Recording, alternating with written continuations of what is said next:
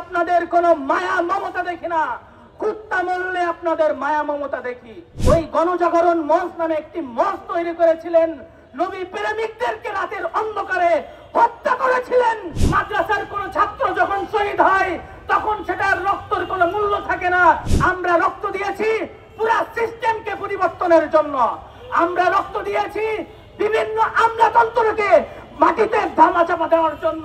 আজকে মার্চ 24 ও জাগ্রত জুলাই কর্তৃক আয়োজিত আজকের সমাবেশে উপস্থিত দেশের অগ্রসৈনিক এবং জুলাই যোদ্ধারা সকলকে জানাই বৈষম্য বিরোধী কওমি ছাত্র আন্দোলনের পক্ষ থেকে আন্তরিক শুভেচ্ছা এবং অভিবাদন।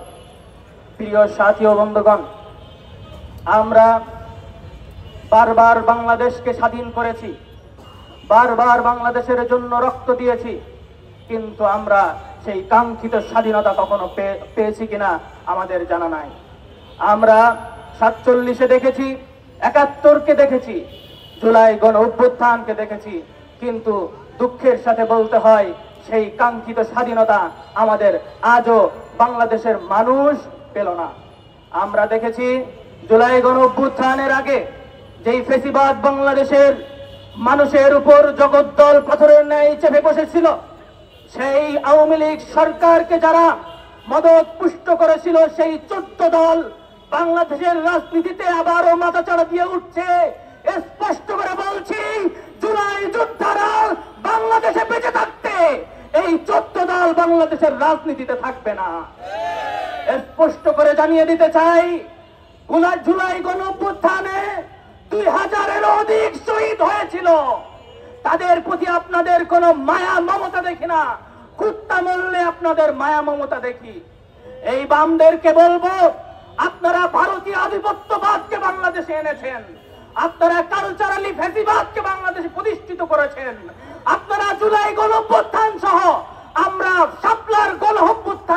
শাপলার গণহত্যাকে দেখেছি, সেখানেও আপনারা ওই গণজাগরণ মঞ্চ নামে একটি মঞ্চ তৈরি করেছিলেন, নবী প্রেমিকদেরকে রাতের অন্ধকারে হত্যা করেছিলেন। সেই কুলাঙ্গারের বাচ্চারা বাংলাদেশের রাজনীতি করবে, এটা কখনো হতে দেওয়া হবে না। স্পষ্ট করে বলছি, আমরা দেখতে পেলাম এই সমস্ত ব্যক্তিদেরকে বিভিন্ন রাজনৈতিক দল তাদের দলে টানছেন। আপনারা কি ভুলে গিয়েছেন 17 বছরের ফ্যাসিবাদ বাংলাদেশে প্রতিষ্ঠিত হতে পারলো না, আর আপনারা তাদেরকে ঘরে টেনে আপনারা বাংলাদেশের ক্ষমতায় আসবেন, এটা কখনো হবে না।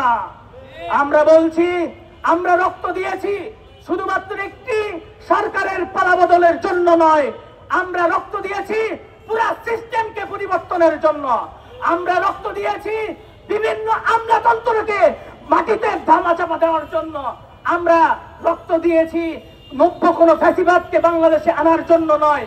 আপনাদেরকে জানিয়ে দিতে চাই, মাদ্রাসা শহীদ হয়েছে, মাদ্রাসার হাজারো ছাত্র শহীদ হয়েছে, আপনাদের মায়া কান্না আমরা তখন দেখি নাই।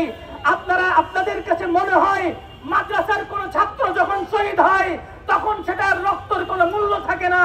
আপনাদের কাছে যখন কোন হিন্দু মারা যায়, কোন বহির্বিশ্বের কোন ব্যক্তি মারা যায়, তখন আপনাদের কাছে এটা খুবই দুঃখের ব্যাপার হয়।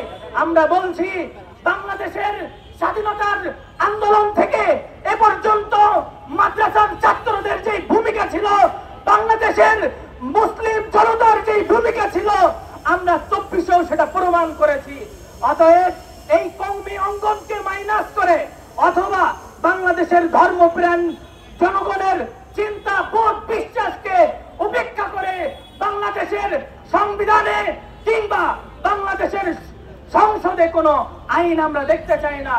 আমরা একটি স্বাধীন বাংলাদেশ চেয়েছি, যেখানে বহির্বিশ্বের কোনো নাক গলানি আমরা দেখতে চাই না। আমরা গণ অভ্যুত্থানের পরে এমন একটা বাংলাদেশ দেখতে চেয়েছি যেখানে দুর্নীতিবাজ থাকবে না, যেখানে চাঁদাবাজ থাকবে না, যেখানে খুন খারাপি থাকবে না। কিন্তু দুঃখের সাথে বলতে হয়, গণ অভ্যুত্থান একটা বছর হয়ে গিয়েছে, হাজারো খুন খারাপি হচ্ছে, রাজনৈতিক কন্দলের মধ্যে চাঁদাবাজি হচ্ছে, টেন্ডারবাজি হচ্ছে। দুঃখের সাথে বলতে হয়, এই সমস্ত দেখার পরেও আপনারা কিভাবে চুপ থাকেন? এই যে 2000-এর অধিক শহীদ হয়েছে, তাদের রক্তের কি কোনো মূল্য নাই? আমরা বলছি যদি কোন নব্য ফ্যাসিবাদ বাংলাদেশে আবার মাথা চাড়া দিয়ে ওঠে, আল্লাহর কসম দিয়ে বলছি আমি বুক পেতে দিব, কিন্তু ফ্যাসিবাদকে আর কখনো বাংলাদেশের মাটিতে আসতে দেব না ইনশাআল্লাহ।